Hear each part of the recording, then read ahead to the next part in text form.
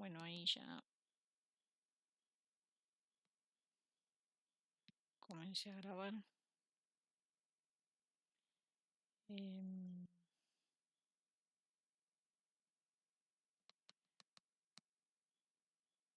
Bueno, teóricamente ahí ya deberían estar viendo ustedes mi pantalla. Bueno, allí se está mostrando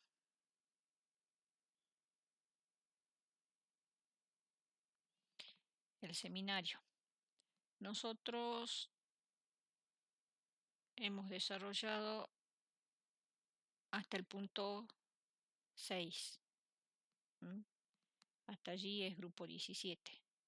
Y luego tenemos que desarrollar lo que falta nada más, que corresponde a elementos de transición. Si bien ven que son pocos puntos, 7A, B, 8, 9, 10, van a ver que en cada uno de esos puntos es medio amplio. ¿M? Así que parece corto en el enunciado, pero en el desarrollo no es tan así. Aún así, traté de hacerlo más resumido y más práctico y conceptual posible para que no les cueste, ¿sí? Y bueno, en los ejercicios de aplicación, fíjense en que acá tienen un poco de todo. Tienen un diagrama de Purvé, tienen que ir ejercitando lo que hemos visto, un diagrama de Frost, otros, acá varios diagramas de Frost combinados, ejercicios, tienen Latimer, ¿m? Tienen ejercicios para responder en función de la parte teórica, ¿eh? Otro diagrama de Frost. Entonces, a hacerlo, chicos, porque a este estilo va a ser, así ese estilo. Diagramas con una serie de premisas que pueden ser verdaderos o falsos, o bien el diagrama con una serie de pedidos que hacen que ustedes tengan que señalar qué es lo que se está pidiendo, ¿m? O preguntas respecto a un diagrama.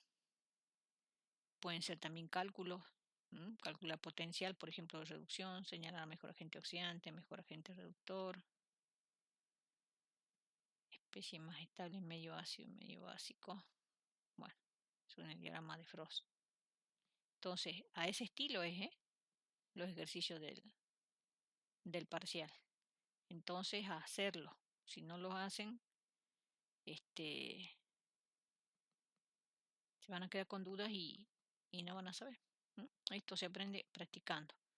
Ya la semana que viene empezamos con orgánica. Y bueno, ahí ya nos salimos totalmente de todo esto.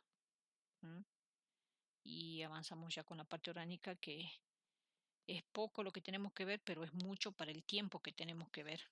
Entonces, de repente va a ser mucho, meterles mucho dentro de poco tiempo. Así que vayan fijando, porque ya terminamos con la mayoría de ustedes. Creo que son 2 semanas, o sea, 4 clases de orgánica, y después vienen unas cuantas clases más de analítica, que ya ustedes no la tomarían, la mayoría no, solamente los chicos de geología y los que hacen equivalencia. Y y ya se viene el parcial. O sea, ya lo tienen ahí cerca. Bueno, los elementos de transición. Los elementos de transición son los elementos que nosotros tenemos ubicados entre el grupo 2A y el grupo 13. ¿Sí? Estos son los elementos, digamos, más que de transición, del bloque D. ¿Sí? Y estos del bloque F también entran dentro de elementos de transición, nada más que estos serían de transición interna, se llaman. Estos son de transición interna. Los que están en la primera fila se llaman lantánidos,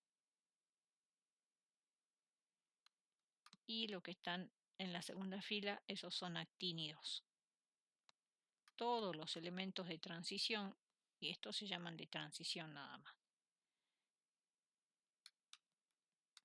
Todos los elementos de transición son metales. Entonces, cuando hablamos de elementos del bloque D y F, estamos hablando de metales, que tienen propiedades muy diferentes a estos metales que nosotros hemos estudiado, a esos metales. Tienen propiedades muy diferentes, que ahora vamos a ir viendo en qué se diferencia. Algo ya vimos en el laboratorio número 3, donde lo comparamos de acuerdo a la densidad y estructuras cristalinas que ellos suelen tener. Y también un poquito vimos sobre la reactividad de ellos. O sea que más o menos ya tenemos alguna idea, pero ahora nos vamos a meter de lleno a ver qué está pasando en los elementos de transición. Lo que nosotros vamos a estudiar, debido a poco tiempo que tenemos, son estos elementos. ¿Sí? Si bien vamos a mencionar a los de transición interna, pero no nos vamos a dedicar a desarrollar esa parte, sino transición. Y lo primero que vamos a hacer es aclarar a qué llamamos elementos de transición. La definición según la UPAC, que sería la Unión de la Química Pura y Aplicada, que es la que define todos los lineamientos para dar, por ejemplo, las nomenclaturas de los compuestos orgánicos, inorgánicos, define elementos de transición como aquellos elementos que están completando orbitales D o F. Esa definición los incluye a los elementos de transición y transición interna. Pero esa definición hace que, por ejemplo, este grupo que está acá, ese no sea considerado elemento de transición. ¿Por qué? Porque ellos ya han completado los orbitales D. Entonces ellos no están completando, ellos ya completaron. Y eso hace que ellos tengan algún comportamiento un poco diferente a sus compañeros del bloque. Entonces, normalmente los libros que dicen, todo esto son elementos del bloque D. Todos son elementos del bloque D, lo incluye al grupo 12. Pero elementos de transición considera solamente esta parte. O sea, se excluyen el grupo del zinc. ¿Por qué? Porque ellos ya tienen completado los orbitales D. Ellos ya tienen 10 electrones en los orbitales D. Bueno, eso como para ir entrando en lo que es la definición de elementos de transición. Algunos libros también dicen que no solamente son aquellos elementos que tienen, digamos, orbitales de incompletos, o sea que los van llenando, sino que también pueden generar iones que les ocurra eso también, que tengan orbitales de incompletos. Eso como para que puedan relacionar, digamos, lo que estamos viendo con las definiciones que ustedes pueden encontrar. Bueno, con respecto a configuración electrónica general de estos grupos, los elementos de transición tienen esta configuración electrónica. Ellos están llenando orbitales D, pero en su capa más externa tienen el orbital S, además del D. El S lo tienen completo. El S corresponde, digamos, al nivel que coincide con el período en el que se encuentra. Pero el orbital D que va llenando el elemento de transición es de un nivel anterior. Entonces, por ejemplo, ¿qué quiero decir? A ver, vamos a la tabla periódica para que se entienda lo que estoy diciendo. Miren, acá estamos viendo una parte de los elementos de transición. Veamos, por ejemplo, el escandio. Miren su capa más externa. Este es el periodo 4. Este es el periodo 3. En el periodo 4, entonces en su capa más externa, él tiene 2 electrones en el nivel en cuestión. Ese N para el escandio vale 4. Coincide con el periodo. Entonces 4s2, pero él está llenando los orbitales d que tienen una unidad inferior al número de periodo en donde se encuentra el elemento. Entonces 3d1. A medida que voy avanzando, fíjense en que sigo teniendo el 4s2 completo, ¿sí? 4s2, pero va aumentando una unidad, o sea, un electrón se va agregando al orbital d. Entonces, cuando me voy moviendo en este sentido en el periodo de ese bloque d, voy agregando un electrón más al orbital 3d. Y acá sería al 4d, acá al 5d, y así voy agregando un electrón más. ¿Hasta cuándo? Cuando llego al final, al grupo 12, termino de completar los 10 electrones de los orbitales 3d o del 4d. Eso pasa. Así es como va variando la configuración electrónica. Entonces, tiene como configuración general de grupo esta, ¿sí? NS2, N-1, D. Esto está indicando, como me voy moviendo en todo el periodo, ¿sí? D de 1 a 10. Se escribe así, configuración electrónica general de los elementos de transición. Es para escribirlo de manera general, para que me valga para cualquier periodo, el 4, el 5, el 6. Si ahora nos referimos al elemento de transición interna, su configuración electrónica, ellos van llenando los orbitales F. ¿Sí? Por eso me aparece ya en su configuración general los orbitales F. Completo tienen los orbitales S y tienen ninguno o un electrón en los orbitales D. Esa característica tiene, pero en el nivel n-1. Y van llenando los orbitales F del nivel n-2. Y acá aparece 1 a 14, ¿por qué? Porque ellos, a medida que me voy moviendo en el periodo, o sea, así, yo voy completando los orbitales F, voy agregando un electrón más. Entonces, por eso comienzo de 1 y acá cuando llego acá ya tengo F14. Por eso dice F de 1 a 14.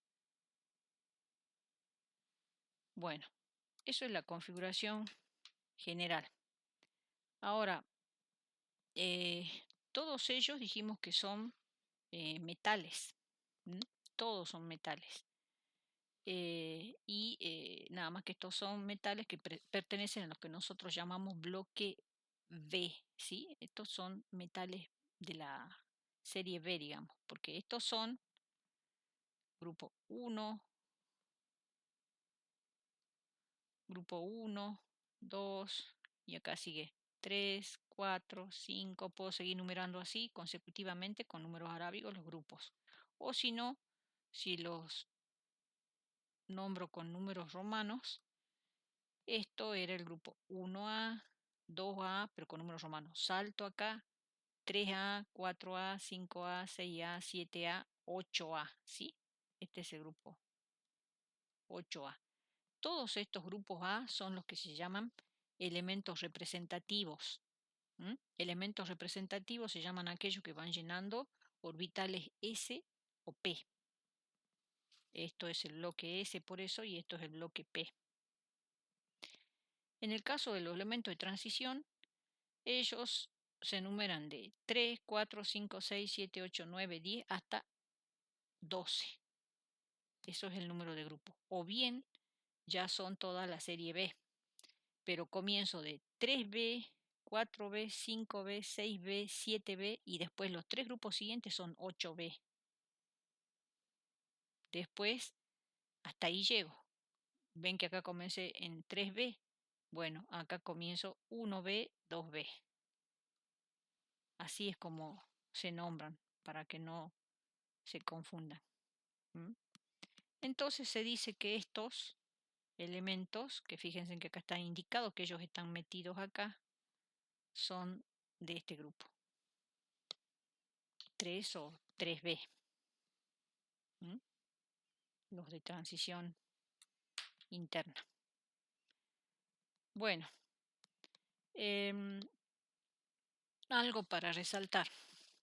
Resulta, recuerden que nosotros cuando estuvimos estudiando los grupos anteriores que fuimos viendo, eh, íbamos tomándolos así. Por ejemplo, grupo 13, grupo 14, grupo 15 y así. Los tomábamos como familia porque decíamos que así se parecen y así es como ellos presentan una variación gradual de propiedades que nosotros decimos que se llaman propiedades periódicas. ¿Eh? Bueno, resulta que en los elementos de transición conviene estudiarlos más bien así, por periodo, y se llama este primer periodo del elemento de transición, primera serie de transición. Esta es la segunda serie de transición y la tercera serie de transición. ¿Por qué? Porque ellos se parecen más así. Y así es como ellos sufren una variación gradual de las propiedades que ellos presentan. ¿Mm? Entonces a ellos se los estudia así. Por eso en bibliografía ustedes van a encontrar muchas veces que no hay capítulo de elemento de transición, sino que dice un capítulo, primera serie de transición, otro capítulo, segunda serie de transición, y así lo estudia. Porque así es más fácil, porque así es como ellos presentan una variación periódica de propiedades que es más fácil estudiar y analizar. Nosotros también lo vamos a hacer así, ¿m? Porque es más conveniente.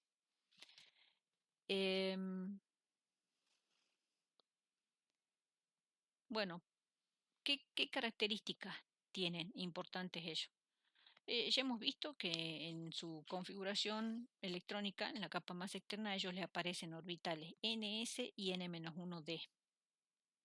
Y ellos tienen la particularidad que estos dos son los que van a tener participación digamos, en la forma en que ellos se comportan químicamente y por eso es que van a tener mucha influencia en las propiedades que ellos tienen. Y eso pasa porque estos orbitales ellos los tienen con energías muy similares, muy parecidas, muy parecidas. ¿M? Y bueno, esto ya lo dijimos. Estos son los que se van a ir llenando a medida que nos vamos moviendo a lo largo de la serie, primera, segunda, tercera serie.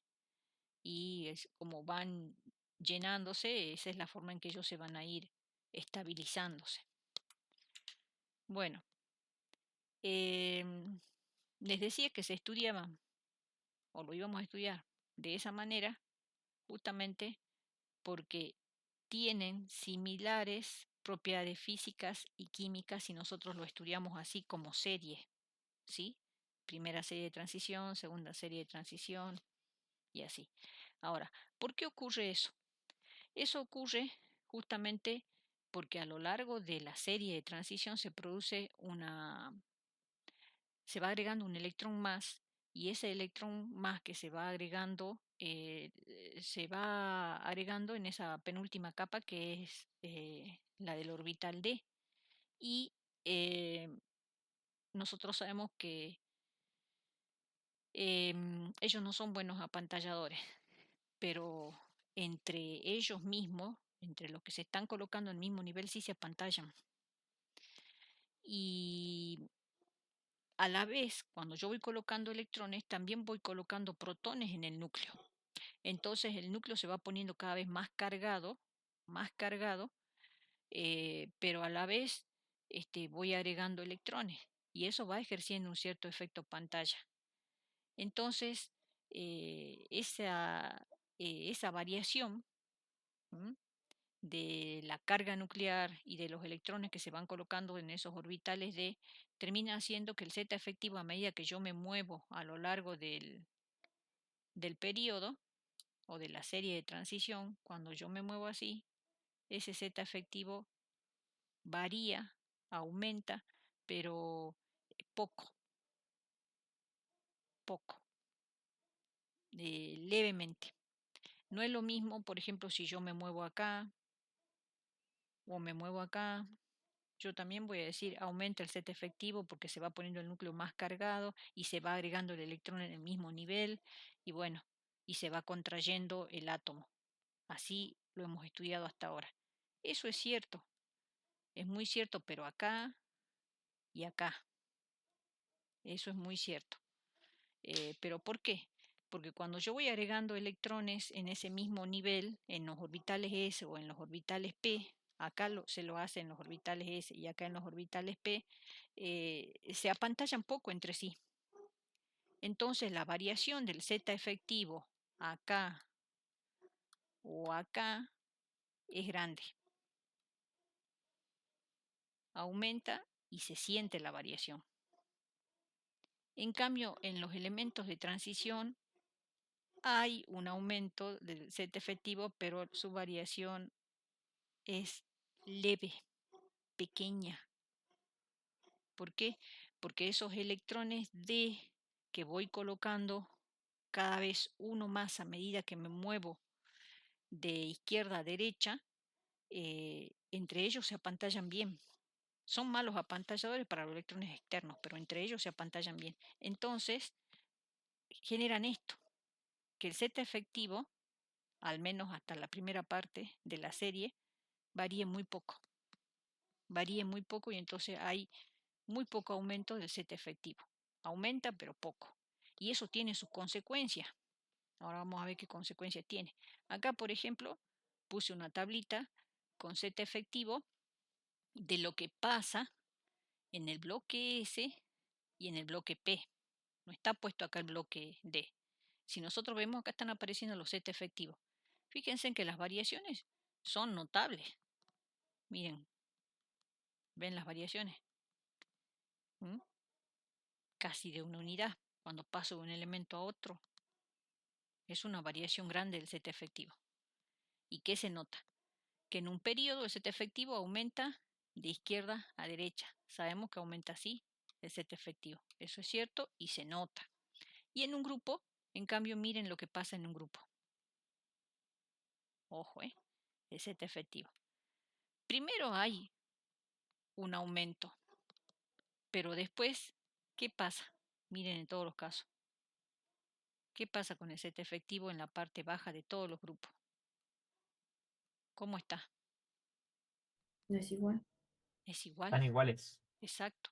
O sea, eso pasa en los bloques S y P con el Z efectivo. Si yo me muevo en un periodo, aumenta y aumenta considerablemente. Se siente. Pero si yo me muevo en un grupo, al principio, en la parte superior, sí aumenta. Pero después ya es constante. Es constante. ¿Mm? Esa es la variación que sufre en los bloques S y P. Ahora veamos qué pasa en los elementos de transición. Acá ya están todos. Ahí donde aparece como un apóstrofe, en realidad es coma, ¿no? Acá en la tablita esta. Acá sería coma, ¿sí? No ese apóstrofe que aparece. Acá están los de transición, ¿sí? Ahí están los de transición. Y acá está el bloque S y el bloque P. Ya hemos visto lo que pasaba en el bloque S y P. Veamos ahora en los de transición. Si lo miramos en un grupo, ven que no vemos diferencia con el Z efectivo, ¿eh? Como era de esperar. Pero si lo vemos en un periodo, miren, hay variación, pero ven que es lenta. Hay un aumento del Z efectivo, pero es pequeño a medida que me muevo en el grupo. ¿Mm? Entonces, eso pasa por lo que les decía. ¿Mm? ¿Qué consecuencias tiene? Ya vamos a ver. Acá sobre todo en las propiedades que vamos a comenzar a analizar después. Ahora respondamos primero una pregunta que la tienen en ese mismo punto que dice: ¿qué irregularidades se observan en la configuración electrónica de átomos como cromo y cobre?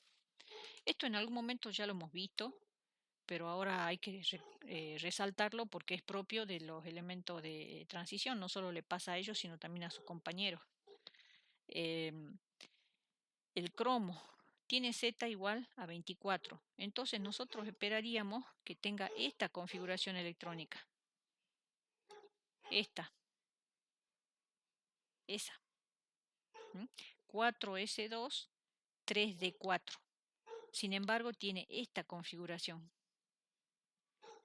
coloca 5 electrones en los orbitales 3D y solo 1 en el 4s.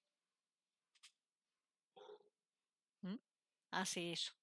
¿Por qué? Lo hace por una cuestión de estabilidad.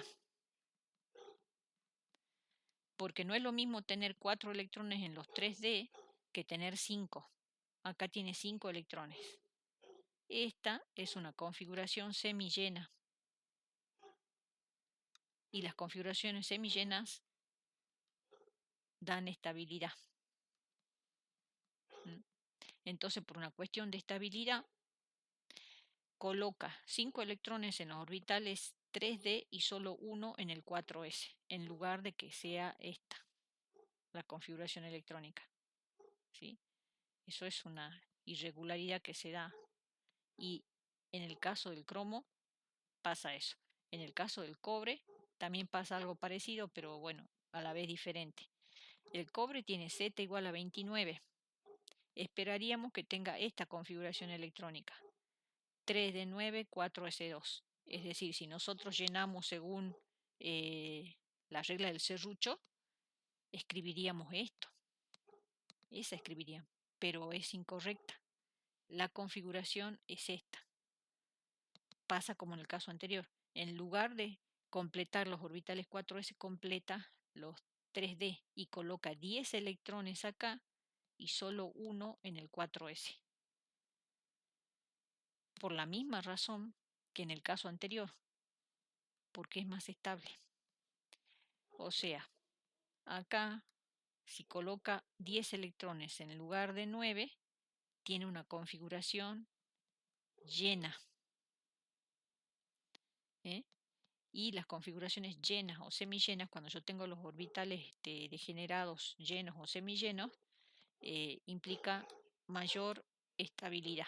Son muy estables.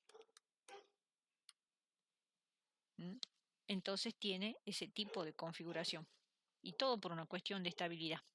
Si ustedes miran un poquito los elementos que tienen ese mismo tipo de configuración electrónica, que el cromo o que el cobre, van a ver que hace lo mismo. Si miran con más detalle la tabla periódica. Bueno, en cuanto a propiedades físicas, los elementos de transición, habíamos dicho que ellos también son metales, o sea, ellos tienen enlace metálico. Pero ¿qué diferencia tienen los elementos de transición con respecto, por ejemplo, a los metales del bloque S? Estos son los de transición, los del bloque D.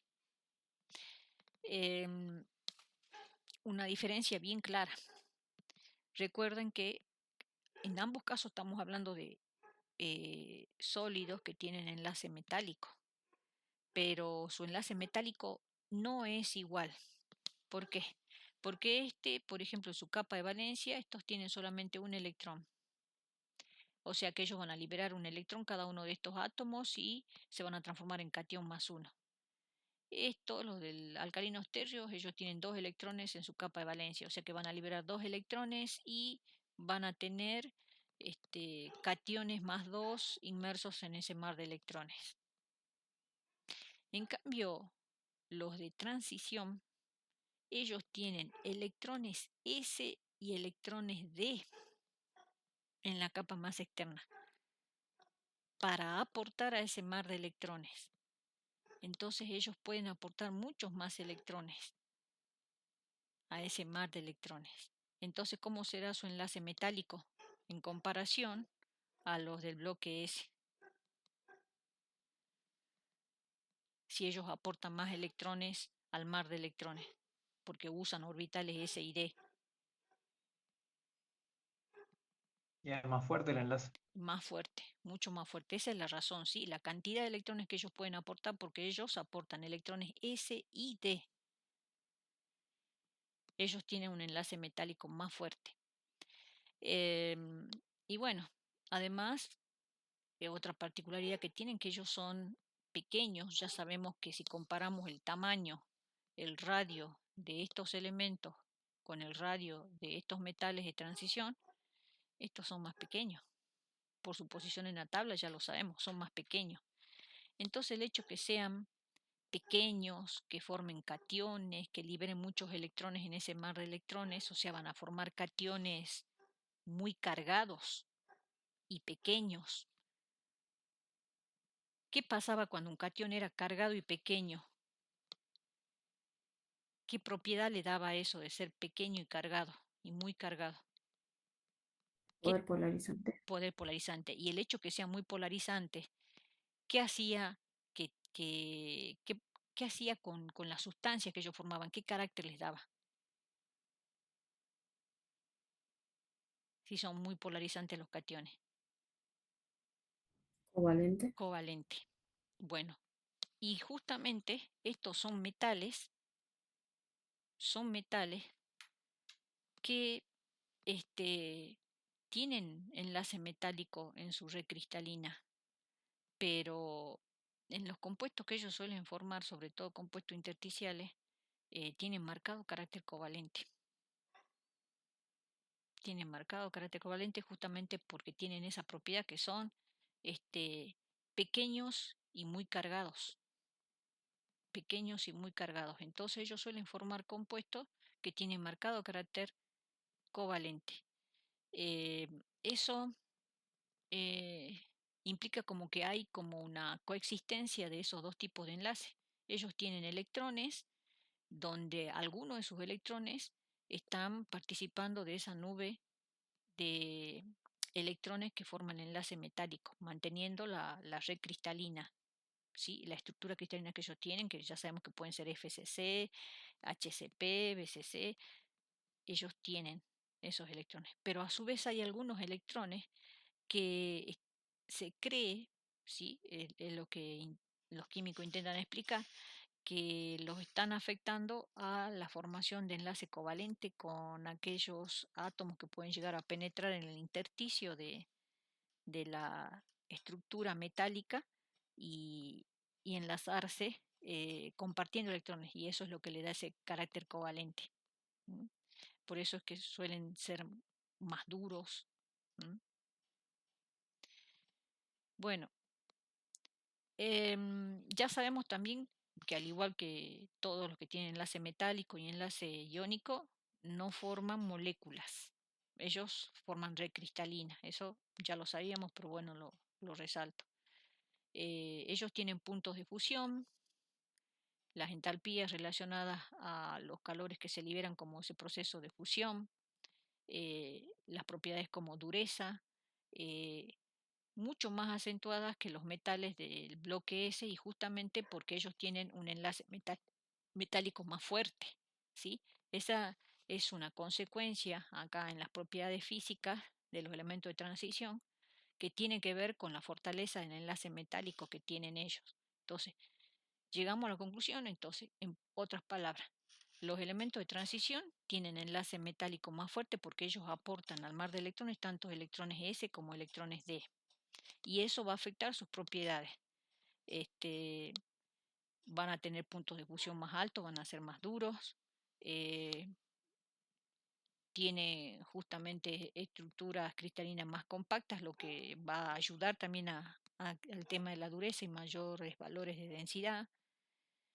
Y el hecho que ellos aportan también muchos más electrones a ese mar de electrones también afecta la conductividad eléctrica que ellos tienen, ¿sí? Por eso ellos suelen ser muy buenos conductores, tanto del calor como de electricidad. La fortaleza de los enlaces metálicos que tienen estos elementos que ya hemos visto, que porque son pequeñitos y cargados también tienen cierto grado de carácter covalente.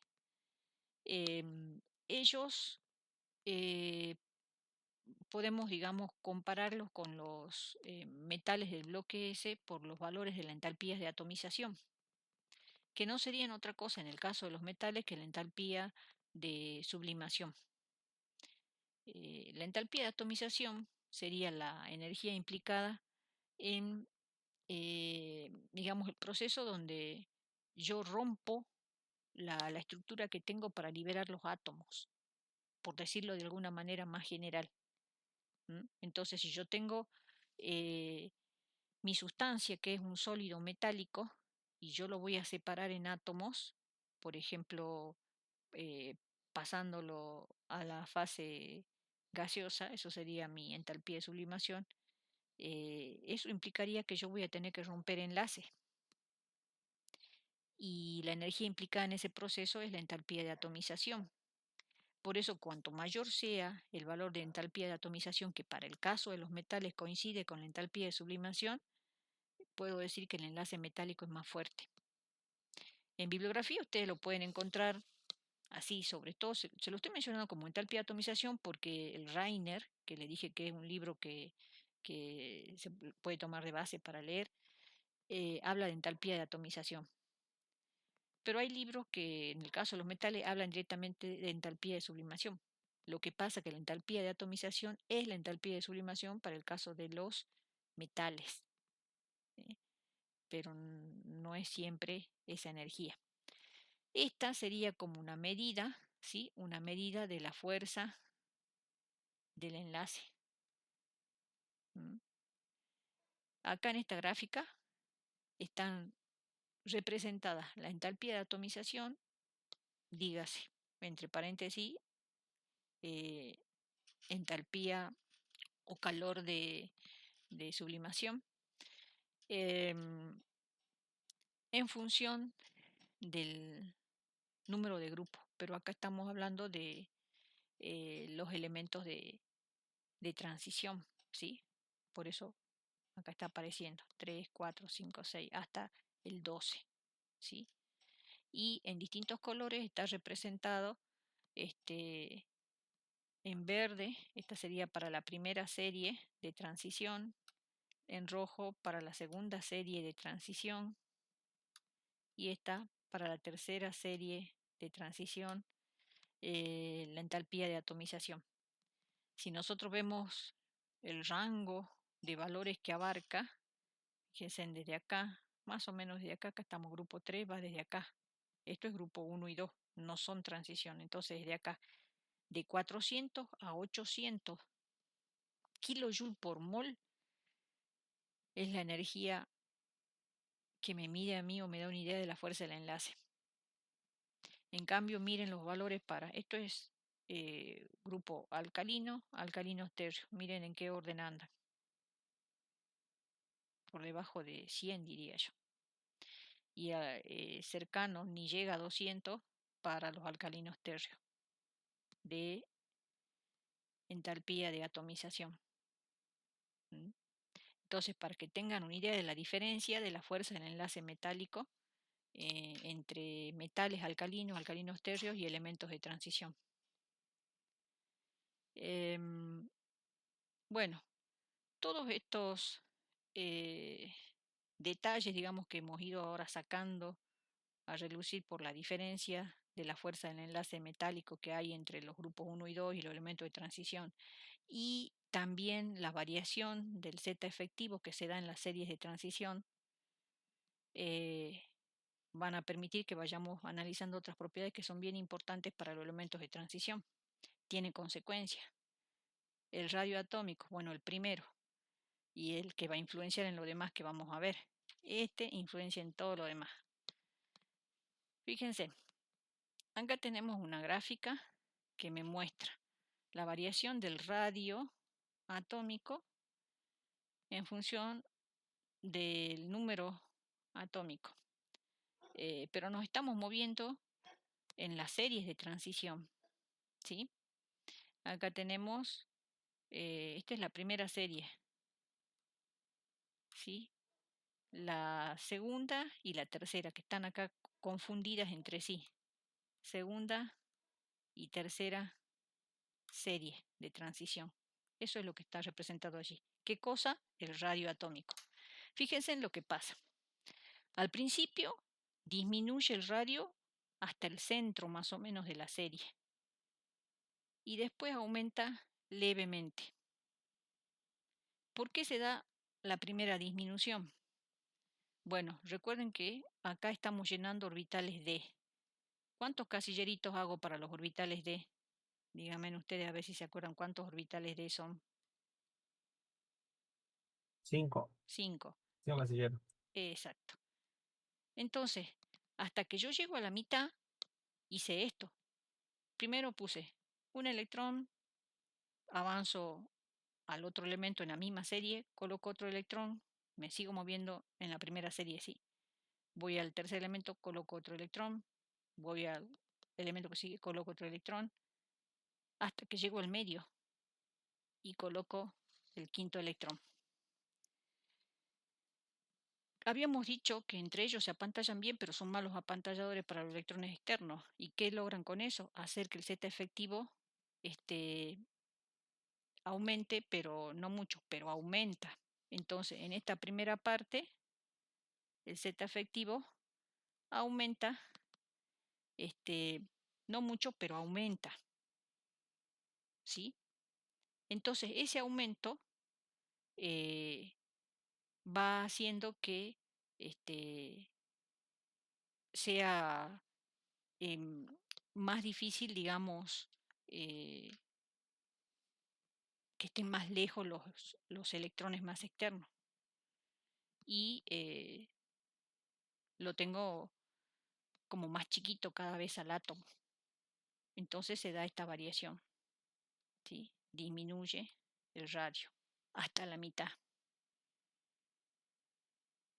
Pero cuando ya paso la mitad, o sea, cuando ya comienzo a avanzar en esta parte, ya voy haciendo esto. ¿Dónde coloco el sexto electrón? Acá. El que sigue acá. Así. Voy apareándolos. Entonces, digamos como que se hace como más efectivo el apantallamiento que ellos pueden provocar de la carga nuclear. Se hace más efectivo el apantallamiento y entonces va a poder crecer más. Va a poder crecer más el radio, el tamaño del átomo.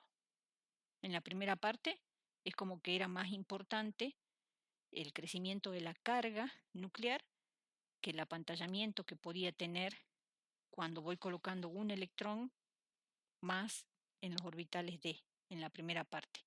Pero cuando se comienzan a aparear los electrones, apantallan mejor. Entonces, si bien el Z efectivo va aumentando, pero es como que gana más el apantallamiento que la carga nuclear. Y por eso es que desde la mitad para adelante ya se da un aumento del radio de los elementos de transición, si bien no es exagerado, pero ya hay cierto aumento. ¿Se entendió? Entonces tiene que ver cómo explico esa variación que primero disminuye y después aumenta el radio, por cómo se van llenando los orbitales d. Al principio apantallan más y la carga nuclear va creciendo, entonces se va haciendo más chiquito, como que gana la carga nuclear. Pero de la mitad para adelante, cuando ya se comienzan a aparear los electrones en los orbitales d que voy agregando, a medida que me voy moviendo hacia allá, ya son mejores apantallados la carga nuclear y entonces va creciendo el átomo, porque apantalla más la carga, entonces la carga no gana, sino que gana el apantallamiento. No mucho, como verán, por eso el crecimiento no es que es exagerado desde la mitad para adelante, pero crece. ¿Se entendió?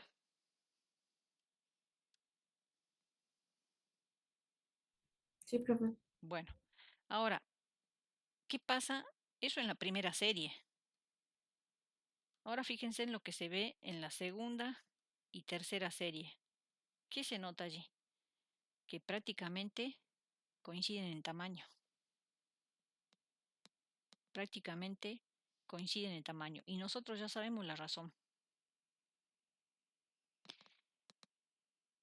Ya sabemos por qué es más grande en la parte más baja del grupo el átomo. Eso no lo tenemos que explicar. Ya sabemos por qué acá me da más grande el radio en la parte más baja. Esto es más bajo porque yo tengo así. Estos son los elementos de transición. Esto es la primera serie esto es la segunda serie y esto es la tercera serie. Entonces, cuando yo estoy yendo de acá para allá, estoy yendo hacia abajo. Entonces es lógico que la segunda y la tercera serie tengan mayor radio que la primera, porque la primera está más arriba, ya sabemos que hacia abajo crece el radio. Ahora, ¿por qué estos dos tienen radio muy parecido? Ustedes ya saben la respuesta. ¿Cuál será? En la parte baja, ¿qué pasaba? Que no varía su set efectivo en esa parte baja.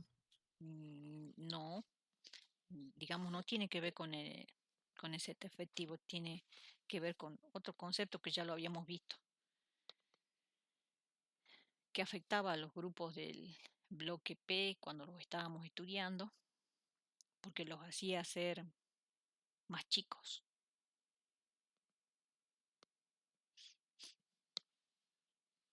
Bueno, es la contracción lantánida. Cuando aparecen los lantánidos, ellos hacen, recuerdan que estos van llenando orbitales F, que son malos apantalladores, entonces hacen que el núcleo, al haberse cargado y los niveles al haberse llenado con electrones que apantallan mal, el núcleo tiene mucha fuerza de atracción. Y como eso ocurre por la aparición de los elementos lantánidos, se llama contracción lantánida, porque termina haciendo que sean más chicos los átomos de la tercera serie. Son más chicos de lo que esperaríamos que sea los de la tercera serie. Y por eso tienen tamaño parecido a los de la segunda serie de transición. ¿Está? Eso ya lo habíamos visto, nada más que lo habíamos visto para explicar lo que pasaba en el bloque P debido a la contracción lantánida, y allí lo enganchamos con efecto del par inerte. Pero en realidad la contracción lantánida se está dando acá. Y esto es la consecuencia, que afecta después al bloque P. Pero ahí está bien evidente la contracción lantánida. Fíjense que es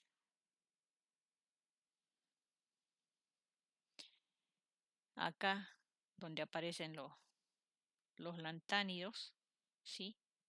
Y acá está la primera serie, la segunda, la tercera. Al aparecer los lantánidos se da acá la contracción lantánida y entonces estos dos terminan teniendo radio muy parecido.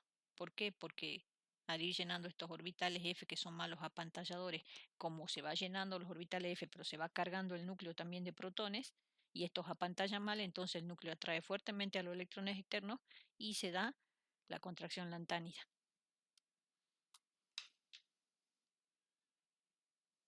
Bueno, ahora se acordaron. Eso ya lo habíamos visto, pero en realidad habíamos visto la consecuencia de la contracción lantánida. Bueno, entonces acá hemos visto el primer efecto o la primera consecuencia que tiene en el radio. La primera consecuencia que tenemos en el radio, ¿debido a qué? A la forma en que varía el Z efectivo. Debido a cómo varía el Z efectivo en la serie, estamos viendo qué es lo que le pasa al radio, ¿sí? En los elementos de transición. Y no solo afecta en eso, también afecta a la electronegatividad, a las electronegatividades. Miren, voy a agrandar para que se vea bien.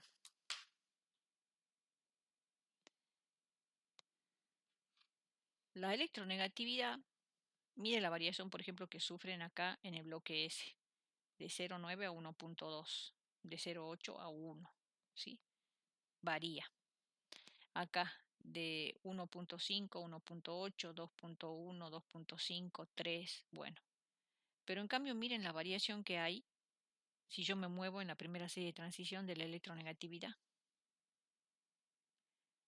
¿Aumenta? Sí, aumenta con algunas irregularidades, aumenta, pero es muy leve el aumento en comparación al aumento de la electronegatividad en el bloque S o en el bloque P. En el bloque D es leve el aumento y eso es consecuencia también de cómo varía el Z efectivo. Levemente, gradualmente, ¿sí? Varía en las series de transición. Entonces, como varía poco la carga nuclear, y la carga nuclear tiene que ver con el hecho de con qué fuerza se atraen los electrones, y como la electronegatividad mide la tendencia a atraer los electrones de un enlace, es afectada por ese Z efectivo. Entonces, hay variación de la electronegatividad. ¿Aumenta en este sentido la electronegatividad? Sí, pero muy lento, muy despacio en comparación a las variaciones que hay en el bloque S o P, todo por la escasa variación del Z efectivo. Otra propiedad que es afectada por eso mismo, por la variación del Z efectivo, es la energía de ionización. Miren, esta es la primera energía de ionización. ¿De quién es? De la primera serie de transición. Acá están puestos los elementos de la primera serie de transición. Recuerden que si yo estoy hablando de la primera serie de transición, me estoy refiriendo a estos. Acá está la segunda y acá está la tercera. A estos. Estos están acá. Miren cómo varían sus energías de ionización. ¿Qué podemos decir? Casi nada. ¿Por qué? Porque la energía de ionización es energía necesaria para arrancarle un electrón más externo. Y me va a costar casi lo mismo. ¿Por qué? Porque el Z efectivo varía poco o nada a medida que me desplazo dentro de la serie. Y bueno, después la segunda, la tercera energía de ionización ya sabemos que siempre son más altas porque cada vez es más difícil arrancarle un electrón más. Pero la primera energía de ionización de la primera serie de transición nos da la pauta de cómo está afectando la poca variación de Z efectivo a lo largo de la serie. Eso no pasa, si yo analizo cómo varía acá en el bloque S o en el bloque P, acá aumenta la energía de ionización, pero mucho más. No como acá, que el aumento, como verán, es muy, muy leve. Todo consecuencia de la poca variación del Z efectivo. Bueno, y algo que no se podía dejar de lado. Ustedes saben que hay elementos dentro del elemento de transición como el cobre, la plata, el oro, el platino, que son muy nobles, o sea, poco reactivos. Eso significa que tengan un carácter noble. Bueno, ¿a qué se debe eso? Bueno, eso se debe a la fuerza de su enlace metálico, ¿sí? Porque como son elementos de transición, tienen un enlace metálico muy fuerte. Pero si bien hemos visto que no hay una gran variación de la energía de ionización, ellos las tienen más altas. Ellos las tienen más altas. Y si no, veamos, bueno, acá no se notan mucho los valores, pero sí se ve que hacia el grupo que a nosotros nos interesa, que es donde está el cobre, la plata, miren, es alta la energía de ionización en comparación a los demás compañeros de la serie. Bueno, eso de tener alta energía de ionización y tener fuerte enlace metálico hace que ellos tengan esa propiedad de ser nobles, metales nobles, o sea, poco reactivos.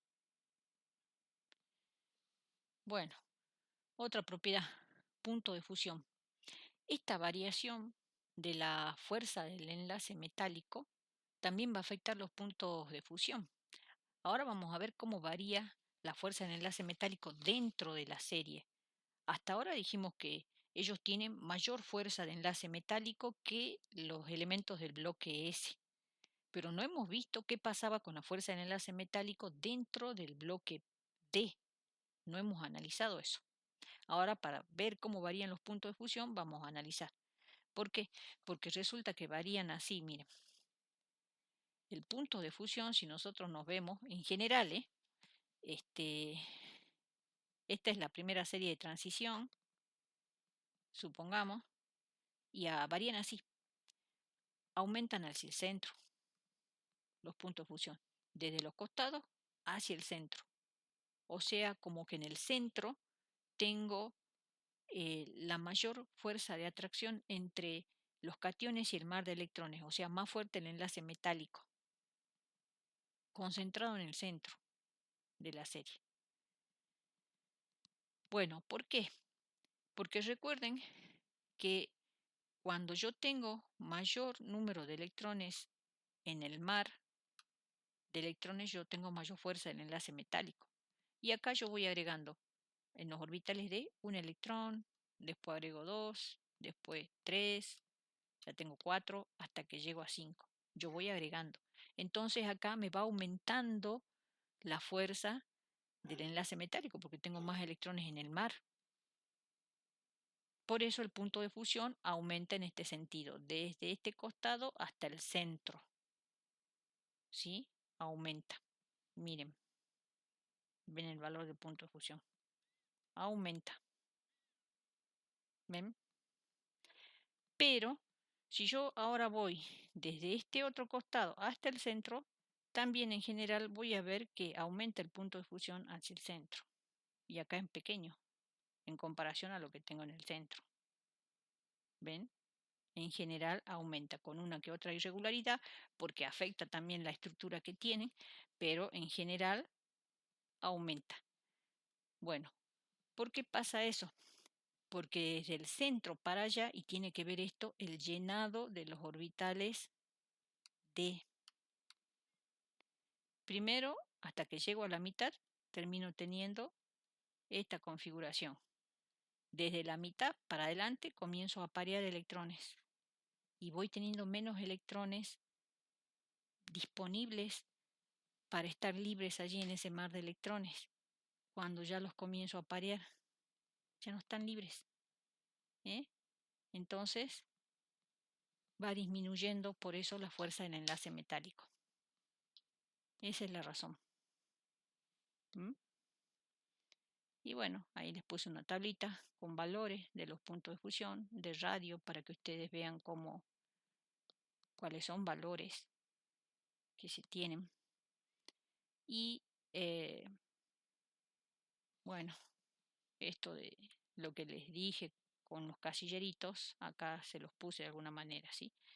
Que nosotros sabemos que la mayor cantidad de electrones disponibles en el enlace metálico tiene que ver con la fuerza en el enlace metálico. Y eso lo tengo en el centro de la serie. ¿Y qué es la disposición de los electrones en esos orbitales D? Lo que va a hacer que ese enlace metálico sea más fuerte o menos. Cuando ya paso la mitad, voy a tener menos electrones disponibles para ese mar porque se van apareando los electrones. Entonces en el centro, donde yo tengo la mayor cantidad de electrones disponibles para estar libres ahí en ese mar de electrones, entonces la unión es más fuerte y eso produce elevación en el punto de fusión hacia el centro. Esa es la variación. Bueno, ¿se va entendiendo, chicos? Ya no falta estado de oxidación. Sí, profe, se va entendiendo. Bueno, de esta parte Por ejemplo, en el parcial, yo no les puedo pedir todo, pero sí les pido que expliquen algunas de las variaciones. Supongamos, les puedo pedir por qué tienen muchos estados de oxidación los elementos de transición y entonces van a tener que explicar lo que vamos a ver ahora. O cómo varía el punto de fusión en los elementos de transición y entonces van a tener que indicar, aumentan hacia el centro y explicar por qué. Porque cada, cada propiedad, cada anomalía que se ve en los elementos de transición, ustedes están viendo hasta ahora que tiene su explicación. Entonces no es que les tomo todo, sino alguna, por lo menos alguna. Bueno, otra diferencia que tienen respecto de los metales del bloque S es que ellos tienen muchos estados de oxidación y pueden tenerlos porque ellos, además de tener orbitales S, tienen orbitales D. O sea, la presencia de esos dos tipos de electrones es lo que hace que ellos tengan muchas propiedades diferentes, como por ejemplo poder tener muchos estados de oxidación. Ahora, de todos esos estados de oxidación, ¿cuál es el estado de oxidación más común? Fíjense en este cuadrito, acá tienen la primera serie de transición. Estos son los elementos de la primera serie de transición. Y acá tienen estados de oxidación que ellos suelen tomar. Y en circulito grande están marcados el estado de oxidación más común que ellos usan y en círculo pequeño el estado de oxidación que también usan pero que no es el más común. Sin tener en cuenta cuál es el más común o el menos común, ¿qué estado de oxidación tiene la mayoría?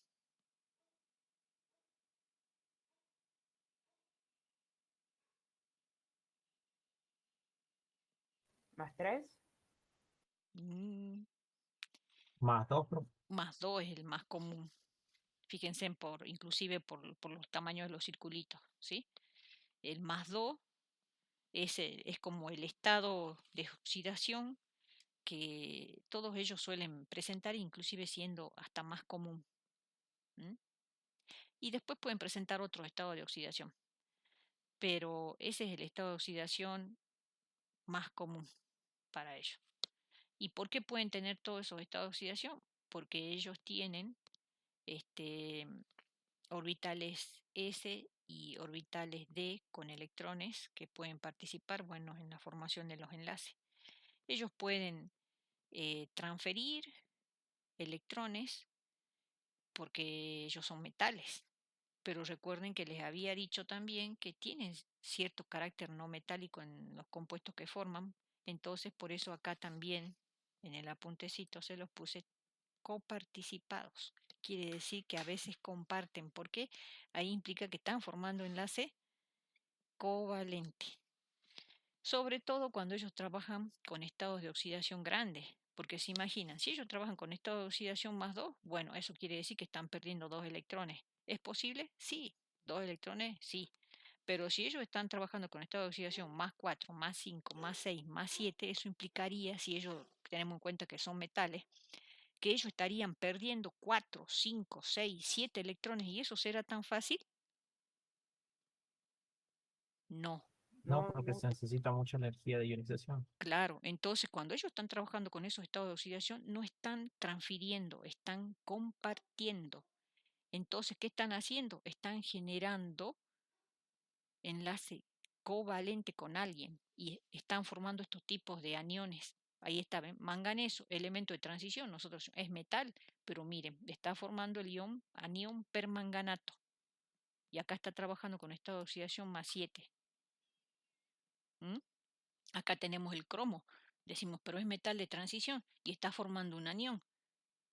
Pero que acá está trabajando con estado de oxidación más 6. ¿Y qué está haciendo allí? Y está compartiendo. Obvio. Ahí no está transfiriendo. Entonces acá se está notando cómo ellos pueden participar en la formación de enlace covalente. Son elementos de transición. Bueno, estos estados de oxidación que ellos pueden presentar, que son variados, resulta que a ellos les da también la posibilidad de presentar distintos tipos de carácter ácido-base. Cuando ellos están trabajando, por ejemplo, acá está en estado de oxidación para el vanadio. B, símbolo B es de vanadio. Cuando ellos están trabajando con los más bajos estados de oxidación, sus compuestos tienen carácter básico. Cuando ellos están trabajando con estados de oxidación intermedios, tienen comportamiento anfótero. Y cuando ellos están trabajando con estados de oxidación más altos, tienen carácter ácido sus compuestos. Y esto que está hecho acá es simplemente para analizar por qué tiene esa variación. Si yo tengo el ion con mayor carga, o sea, con mayor estado de oxidación, voy a tener, si voy de acá para allá, un aumento en el potencial iónico de ese catión. Si tiene un mayor potencial iónico, recordando que, bueno, algo que no les dije, pero estos metales de transición, los cationes, los metales de transición, ellos son ácido de Lewis. Estos son ácidos de Lewis. ¿Eso qué quiere decir? Son deficientes de electrones. Les hace falta electrones. Si ellos están trabajando con el mayor estado de oxidación, entonces le podemos asignar un mayor potencial iónico, que tiene la mayor carga. Eso implica que va a tener mucha más atracción por los electrones que él está necesitando, porque él está deficiente de electrones, es un ácido de Lewis. Entonces, si él tiene más atracción por los electrones, él va a tener mayor acidez. ¿Pero qué acidez? La acidez definida como ácido de Lewis.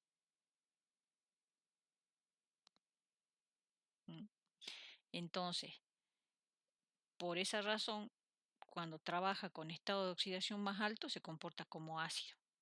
Cuando tiene estado de oxidación intermedio,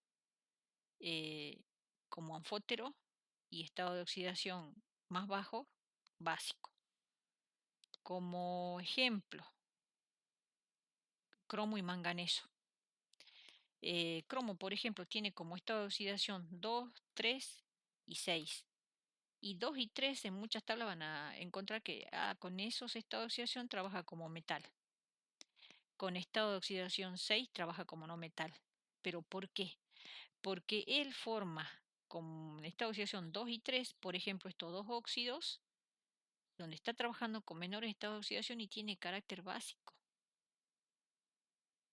Y el que es intermedio, anfótero.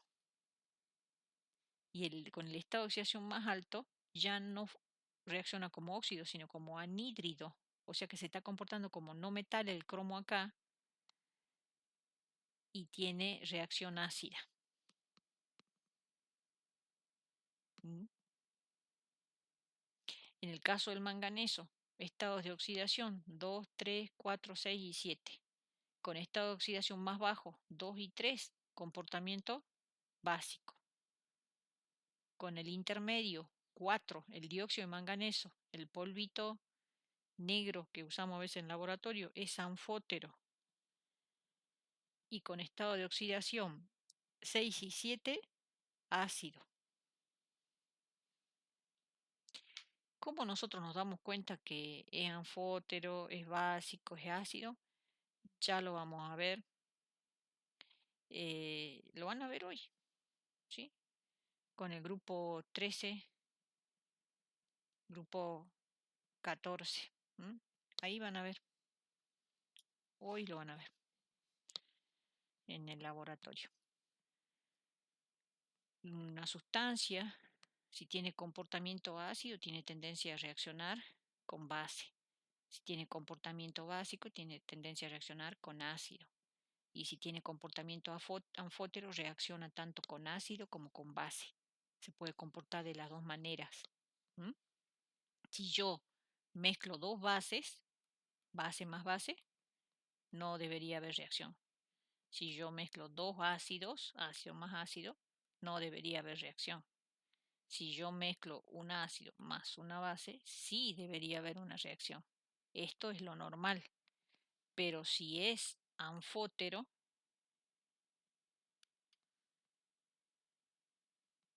esta sustancia C, que es anfótero, va a reaccionar con ácido y va a reaccionar con base, porque es anfótero. Eso lo van a ver hoy. Bueno, otra propiedad característica que tienen los elementos de transición, sirven mucho como catalizadores. Por eso se dice que tienen acción catalítica. Y ellos pueden trabajar como dos tipos de catalizadores. Podemos separarlo en dos grandes grupos. Un catalizador, como ustedes vieron en Química 1, es una sustancia que puede darme otro camino de reacción de tal manera que disminuya la energía de activación y me acelere la velocidad de la reacción. ¿Sí? Básicamente eso hace un catalizador. Y estos elementos de transición pueden actuar de dos maneras. En catálisis heterogénea es una, y heterogénea significa que yo voy a tener el catalizador, que va a ser elemento de transición, en un estado de agregación diferente a los reactivos que yo quiero que reaccionen y quiero usar el catalizador, o sea, el elemento de transición, para que la reacción entre estos reactivos sea más rápida. Entonces yo voy a usar el catalizador, que es el elemento de transición, para que se produzca más rápido la reacción o darle otro camino de reacción. Es catálisis heterogénea, ¿por qué? Porque estos catalizadores normalmente suelen estar en estado sólido y los reactivos en otro estado de agregación, líquido o gaseoso normalmente, y por eso es catálisis heterogénea, distinto estado de agregación del catalizador respecto de los reactivos. Ahora, ¿dónde se suele producir la catálisis? En la superficie de catalizador. Esto que está acá en verde sería la superficie de catalizador, que en el caso nuestro sería un elemento de transición. Acá dice que es níquel. ¿Sí? ¿Y por qué puede hacer esto? Porque usa sus orbitales D disponibles. ¿Para qué? Para producir la absorción de los reactivos, que en este caso sería hidrógeno, y acá tengo etileno, gaseoso los dos, los absorbe en su superficie, debilita sus enlaces, o sea, acá rompe el enlace hidrógeno-hidrógeno y rompe acá, rompe un enlace evidentemente, porque queda con uno solo, uno de los enlaces doble, y se añade cada hidrógeno a cada átomo de carbono, formando etano. ¿Mm? ¿Cómo actúa?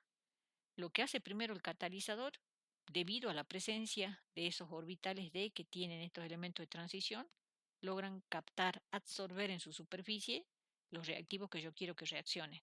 Sobre su superficie se debilitan sus enlaces, se rompen. Sobre su superficie se arma la reacción, o sea, el producto que yo quiero que se forme, y luego se libera. Acá ya está liberado el producto de la reacción. Esto sería catálisis heterogénea. ¿Por qué lo pueden hacer los elementos de transición? Porque tienen orbitales D que pueden ofrecer su superficie para la reacción. Y otro tipo de catálisis en la que pueden participar los elementos de transición se llama catálisis homogénea. Quiere decir que voy a tener al elemento de transición en el mismo estado de agregación que los reactivos que yo quiero que reaccionen. En este caso, por ejemplo, los reactivos que yo quiero que reaccionen están representados acá por el ion yoduro y el tiosulfato. ¿Sí? Y mi catalizador sería el catión hierro. Estos, ¿por qué pueden participar? La catálisis homogénea, dada por los elementos de transición, es gracias a los estados de oxidación variables que pueden presentar. Por ejemplo, acá se está haciendo uso del hierro, que puede presentar estado de oxidación más 3 y más 2. Entonces, reacciona en estado de oxidación más 3 con el ion yoduro para formar yodo y pasa a hierro más 2. Pero después desaparece, forma intermediarios que desaparece. Este hierro más 2 reacciona con el otro reactivo y vuelve a regenerarse el catalizador, el original, más el producto que me interesa. Entonces se recupera en estos casos el catalizador y se generan intermediarios de la reacción que desaparecen. ¿Y gracias a qué pasa todo esto? A que el elemento de transición presenta estados de oxidación variables, participa en la reacción, pero luego se recupera al final. Esos son los dos tipos de catálisis en la que pueden participar los elementos de transición. Bueno, en cuanto a propiedades magnéticas, si nosotros hablamos de propiedades magnéticas, tendríamos que hacer la diferencia entre ferromagnetismo, paramagnetismo y diamagnetismo. Cuando decimos que una sustancia presenta alguna propiedad magnética, cuando es afectada o no por un campo, por la acción de un campo magnético. Un ferromagnético, si la sustancia es ferromagnética, nosotros la ponemos dentro de un campo magnético y se afecta, quitamos el campo magnético y sigue quedando afectada por ese magnetismo. En cambio, cuando la sustancia es paramagnética, la ponemos en contacto con el campo magnético, se afecta, quitamos el campo magnético y desaparece el cambio. O sea, como que en la sustancia paramagnética el cambio es transitorio. Mientras esté actuando, ese campo magnético sufre alteración. Y después están las sustancias diamagnéticas, que si yo las pongo en presencia de un campo magnético, ellas no se ven afectadas por la acción del campo magnético. Y en base a qué una sustancia se comporta como diamagnética, paramagnética, es en base a los electrones desapareados que presenta. Cuando tenemos todos los electrones apareados, que eso lo habíamos visto cuando vimos la TOM, decíamos que la sustancia era diamagnética. Y cuando tenemos electrones desapareados, la sustancia es paramagnética. En el caso de los elementos de transición, lo que se suele dar mucho en ellos es que suelen ser paramagnéticos, o sea que forman compuestos que pueden ser afectados por la acción de algún campo magnético y van a presentar esas propiedades magnéticas mientras esté actuando ese campo magnético. Eso es lo que suele pasar. Bueno, ¿alguna pregunta?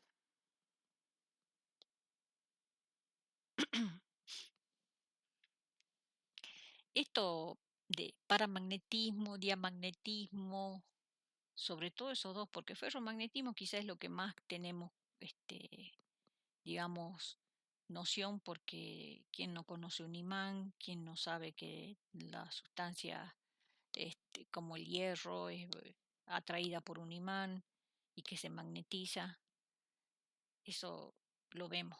Pero el paramagnetismo y el diamagnetismo por ahí como que queda como algo abstracto, ¿sí?, en la mente de las personas que no han visto alguna experiencia con sustancias paramagnéticas o diamagnéticas. Pero ustedes pueden buscar experiencias de paramagnetismo y diamagnetismo en YouTube. Hay experiencias bastante aclaradoras, digamos, de cómo se comportan estas sustancias. Con agua, con aluminio, y son videos cortitos. Yo les diría que los vean, los busquen en YouTube y así les va a aclarar bien cómo es el comportamiento de las sustancias paramagnéticas y diamagnéticas. Por ejemplo, el agua es diamagnética. Hay videos donde muestran si se le acerca un imán de neodimio que esté bien magnetizado, repele directamente la superficie del agua, se aleja si yo aproximo el imán a la superficie del agua, como que rechaza el campo magnético.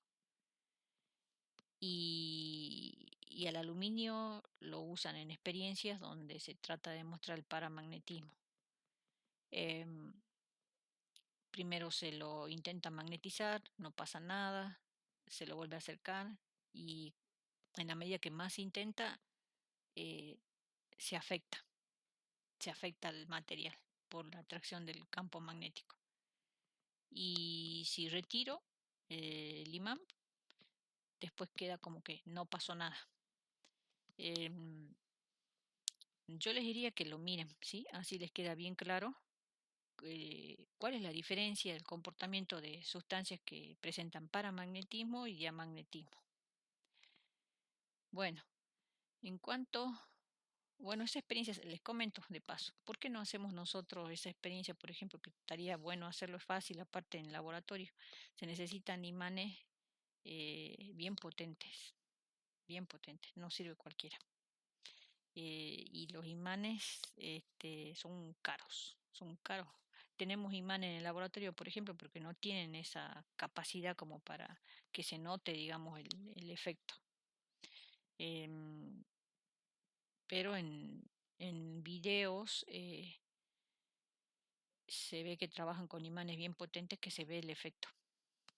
Así que por eso les digo, mejor véanlo. Bueno, en cuanto a la densidad, esto ya quizá les tiene que quedar a ustedes como ya un poco más claro, como que no hace falta mucho que se lo explique porque lo hemos visto en el laboratorio, ¿sí?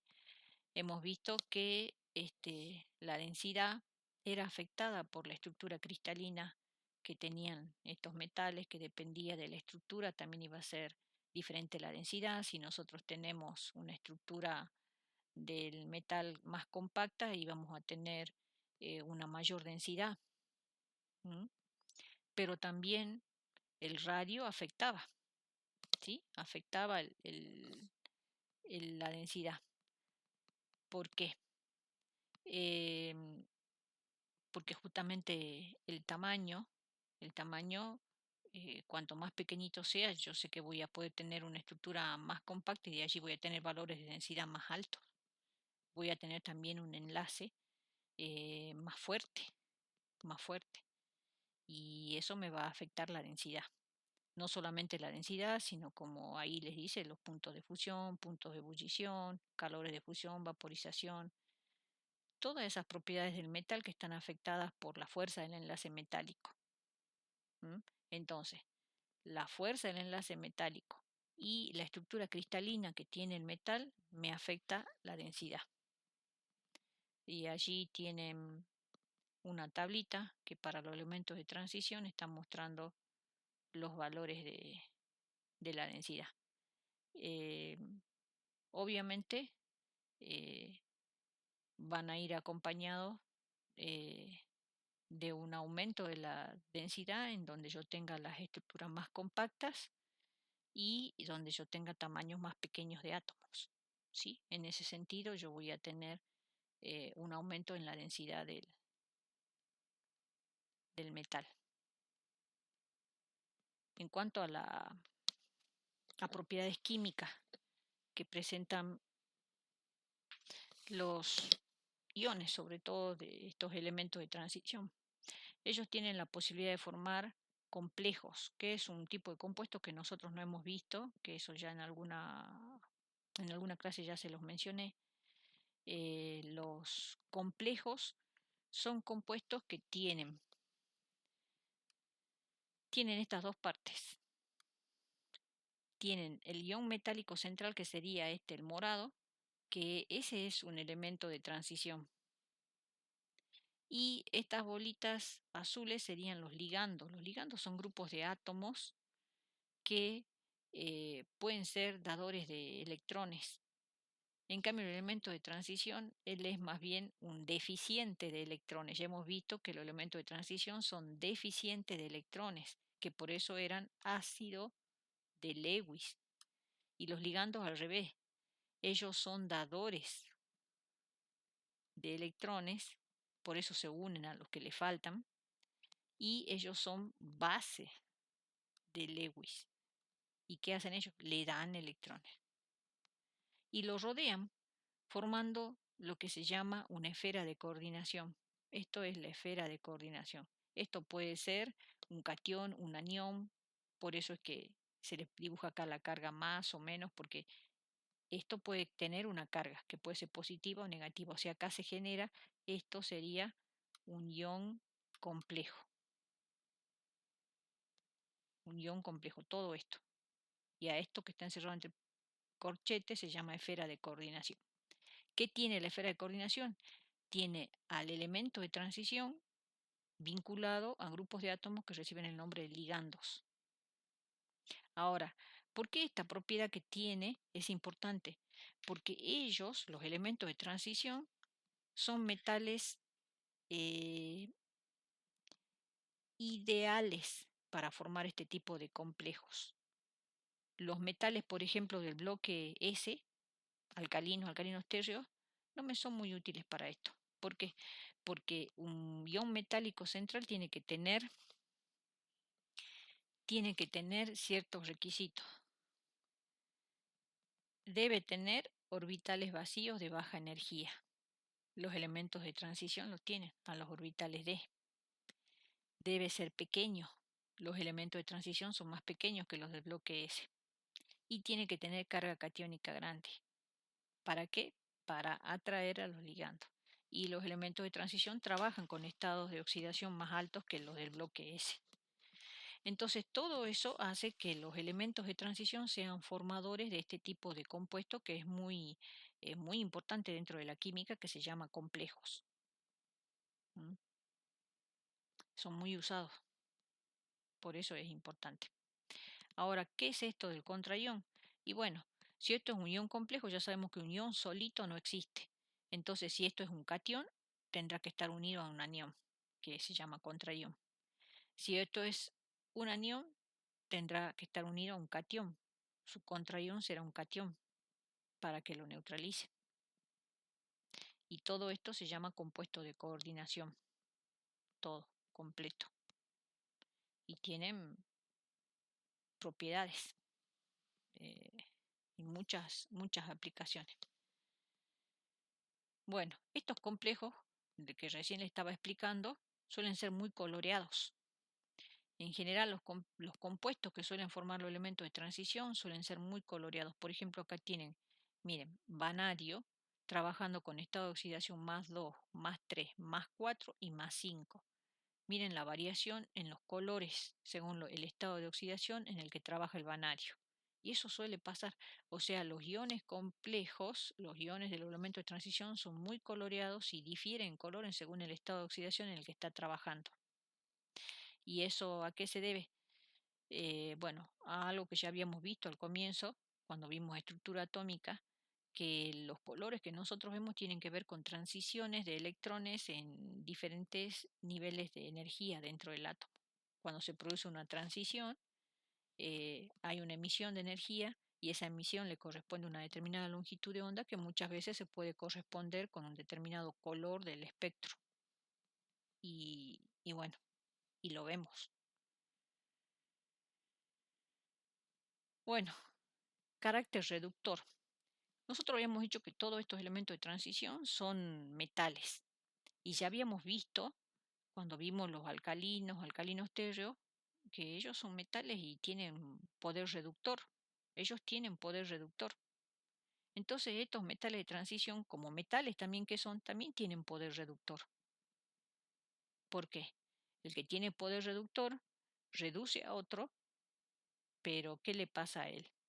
Pierde electrones. Ellos también pueden perder electrones porque son metales, pero su poder reductor siempre es inferior a los de los metales alcalinos térreos. Ellos tienen menos tendencia a perder electrones que los alcalinos térreos. Entonces, ¿los metales de transición son agentes reductores? Sí, pero más débiles que los alcalinos o alcalinos térreos.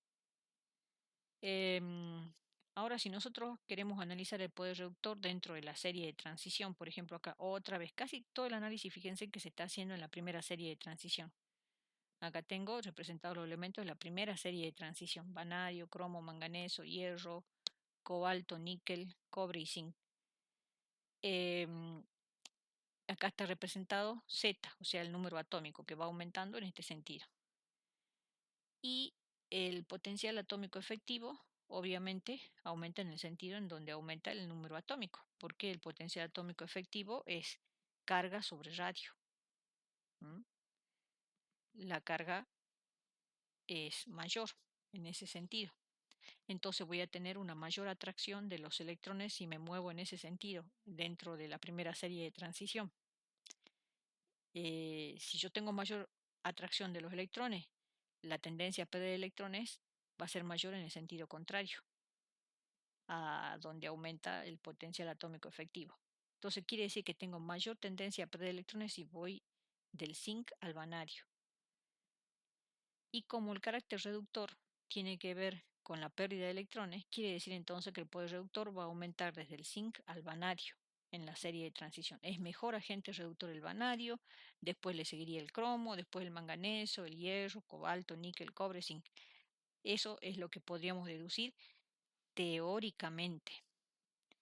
Sin embargo, en la práctica, este es el orden. Vanadio, mejor agente reductor, sigue manganeso, sigue cromo, después sigue zinc. Pero mire dónde tendría que estar el zinc, al último, según su posición en la tabla. Pero está acá, cuarto. Y el manganeso también está segundo, cuando acá en la serie está tercero.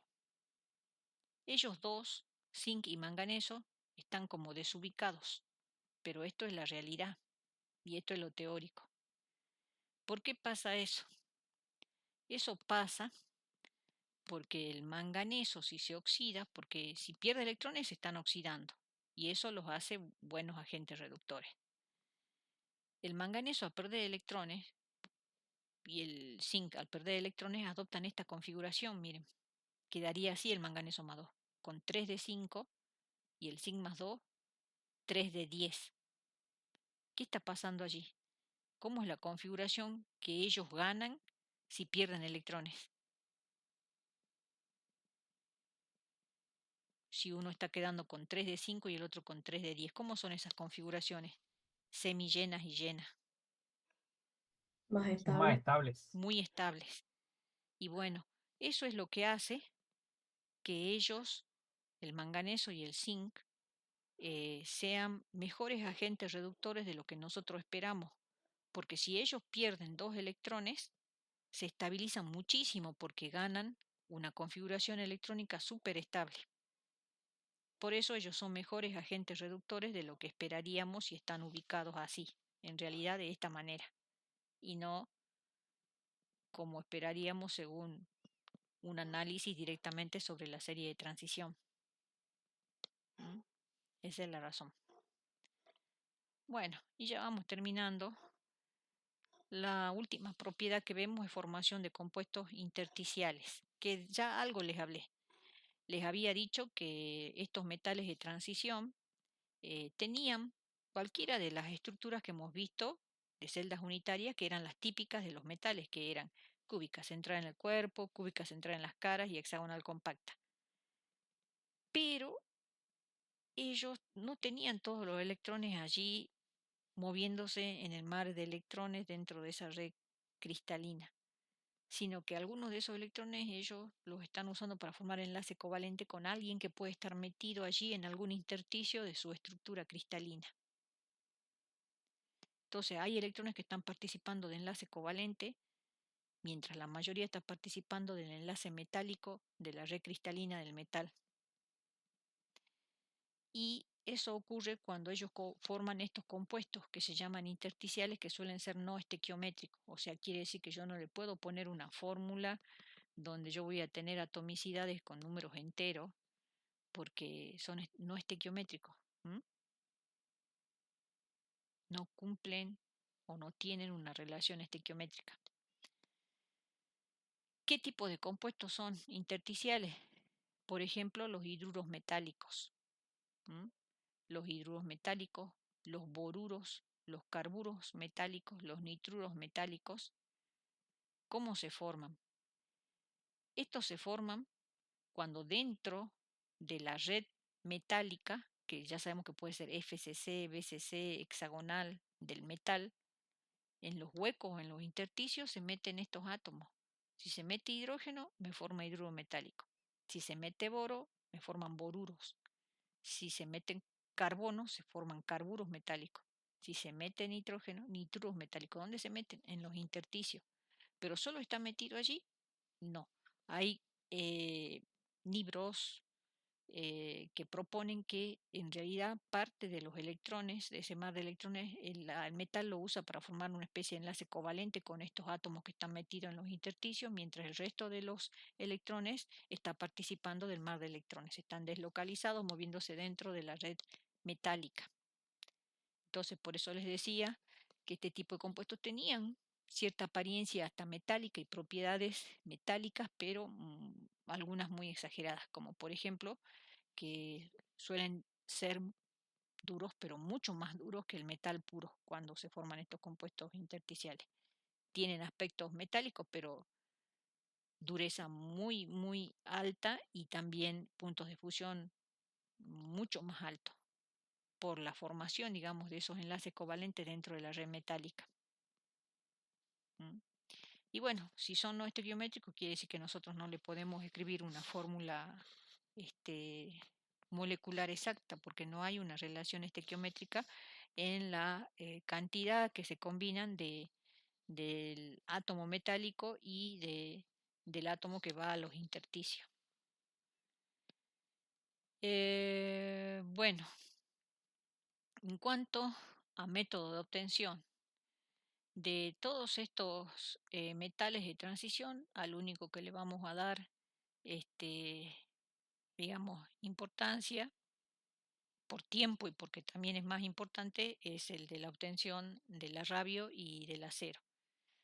Bueno, el arrabio se lo obtiene en un alto horno. El alto horno es un equipo que puede llegar a tener una altura hasta de 60 metros y tiene más o menos, si le hacemos un corte, una forma como esta. Básicamente en la parte superior tiene lo que se llama tragante, que es la zona por donde se introduce la materia prima. Entonces el mineral de hierro, el carbón, el fundente, la sílice también que entra como impureza también dentro del mineral, ¿sí? Y el horno presenta diferentes, podríamos dividirlo en diferentes zonas. Tenemos en la parte superior también la zona por donde escapan los gases, tenemos una zona de producción de gases, donde la temperatura es la más baja que se tiene dentro de todo el alto horno, y a medida que vamos yendo a la parte más baja del horno tenemos más altas temperaturas. Después de la zona de producción de gases tenemos la zona de absorción de calor, la zona de fusión, que es la zona del vientre, la zona de absorción de calor se llama cuba. Después tenemos la zona de talajes, donde tenemos toberas, por donde se va a introducir aire caliente, y en la parte más baja la zona de crisol, que es donde tenemos el arrabio y las escorias fundidas. Entonces, ¿cómo sería el proceso acá? Se introduce el mineral, el carbón, el fundente, que sería el carbonato de calcio, por ejemplo, ¿sí? Y en la zona de talaje, por las toberas, se introduce aire caliente. Se produce esta reacción en la parte baja entre el carbono y el oxígeno del aire caliente. Se forma monóxido de carbono y estas reacciones liberan mucho calor y se obtienen grandes temperaturas. Necesito mucha temperatura para poder fundir el hierro, que ya sabemos que tiene un punto de fusión de alrededor de los 1500 grados centígrados.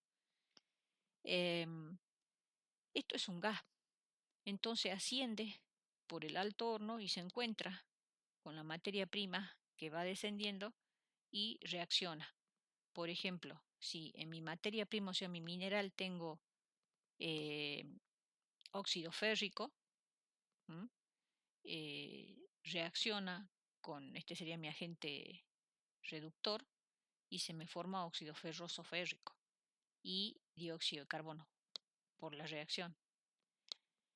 Ese óxido ferroso férrico reacciona con más monóxido de carbono y se forma ya el óxido ferroso y más dióxido de carbono. Recordemos que el dióxido de carbono ya lo vimos cuando vimos grupo 14, que no es agente reductor. Este sí, por eso él es el que está produciendo acá la reducción del hierro. Bueno, acá tenemos el óxido ferroso.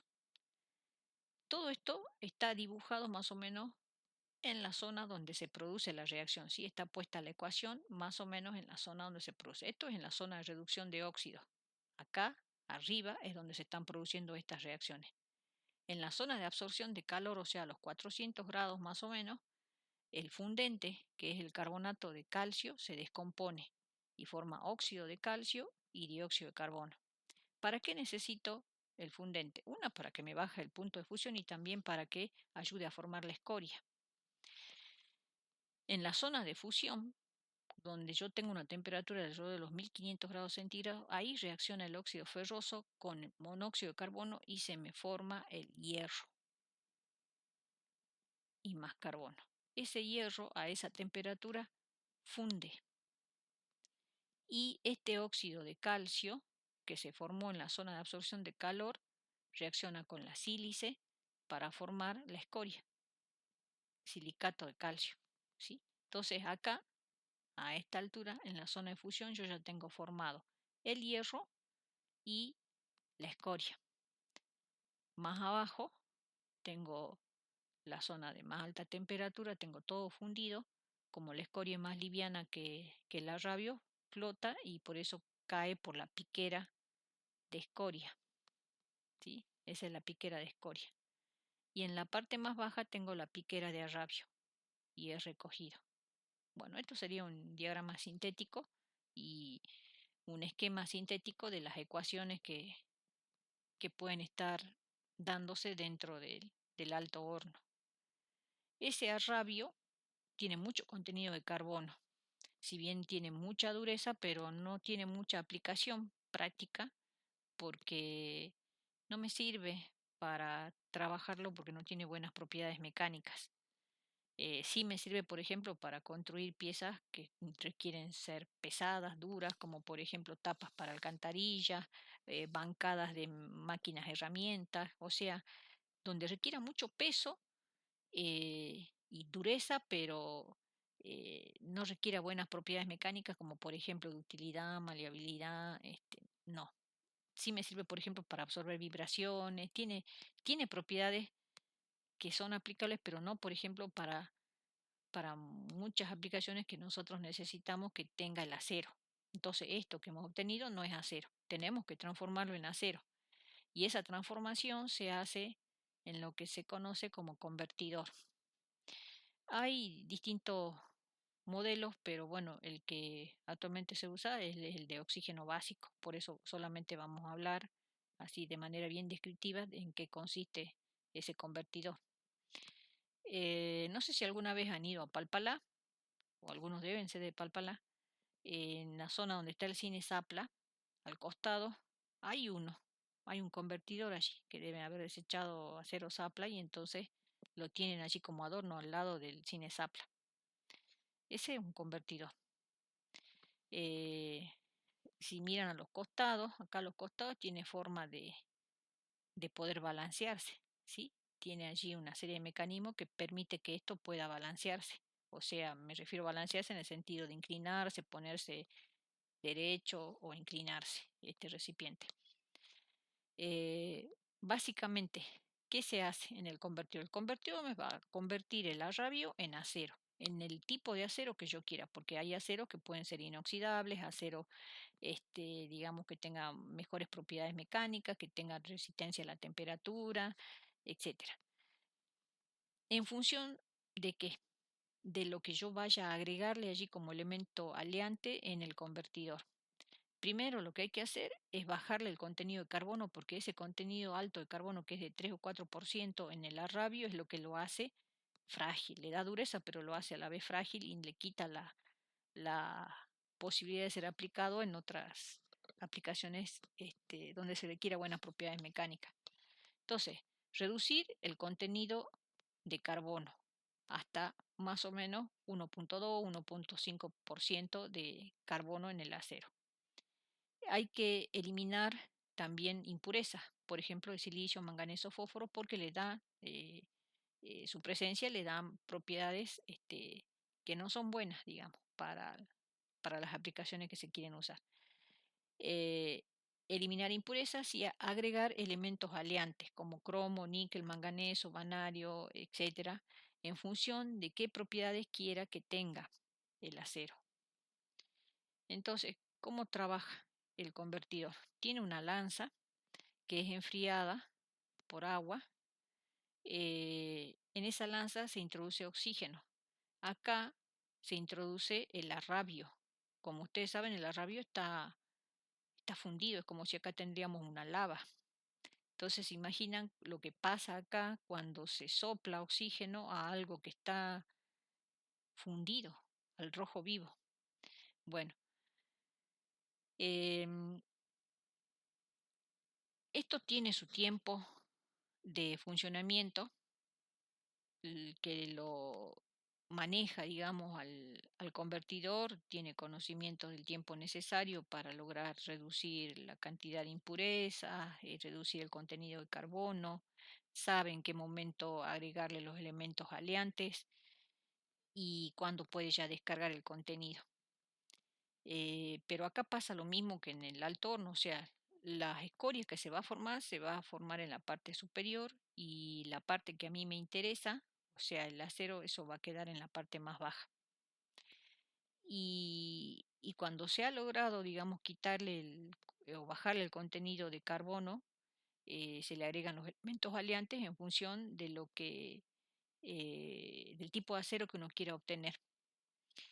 Em, de acá lo que se ve, si ustedes ven algún video de cuando esto está funcionando, se desprenden grandes llamaradas, porque, bueno, eso es el efecto de estar soplando algo que está al rojo, ¿sí? Y estar insuflando oxígeno. Acá hay mucho desprendimiento de calor y grandes llamaradas. Ese oxígeno entra a presión y cuando ya se han producido las reacciones, esto se descarga y recién acá tenemos nosotros formado el acero. Bueno, todo esto es una explicación simplificada, digamos, de lo que es el proceso de obtención del acero y del arrabio, más que nada porque a nosotros nos interesa del punto de vista químico, pero sepan que acá es mucho más complejo el análisis de todo lo que está ocurriendo, porque desde el diseño de estos equipos, el tipo de pared que tienen que tener, acá se usan ladrillos refractarios que hay de distintos tipos en función de, digamos, del pH. em, es complejo, ¿sí? Pero bueno, para lo que nosotros tenemos que ver, hasta ahí suficiente, o sea, saber qué es lo que está pasando dentro del alto horno, qué reacciones químicas ocurren, las temperaturas que se manejan, en qué equipo se produce el arrabio, en qué equipo el acero, en función a qué obtengo o puedo obtener distintos tipos de acero y básicamente qué diferencia químicamente hay entre lo que llamamos acero y arrabio. Bueno, ¿alguna pregunta? Y ya estamos terminando.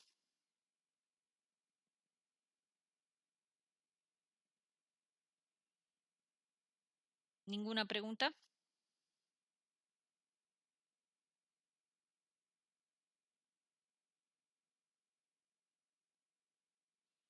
Profe, Sí, ahí cuando vimos el tema de catalizadores, justo se me apagó la compu y quería preguntarle igual. Usted mencionó, dijo absorber en vez de absorber, sí, absorber ¿puede ser? con D, sí, con D, Ah, bien. porque es un fenómeno de adsorción, o sea, sobre la superficie. Es una Ah, bien. Sí, sí, adsorción, quería ¿sí? preguntar. Ujú. Sí, Sí, sí, es así.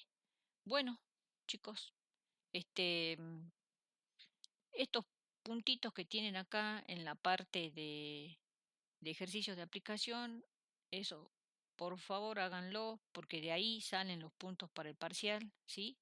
Y consulten. ¿M?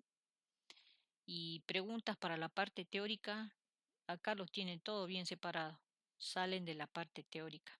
Ya prácticamente cada guía está armado con su parte teórica y su parte práctica, ¿sí? O sea, bueno, ahora es sentarse a estudiar y a fijar todo. Y bueno, ya la semana que viene entonces vemos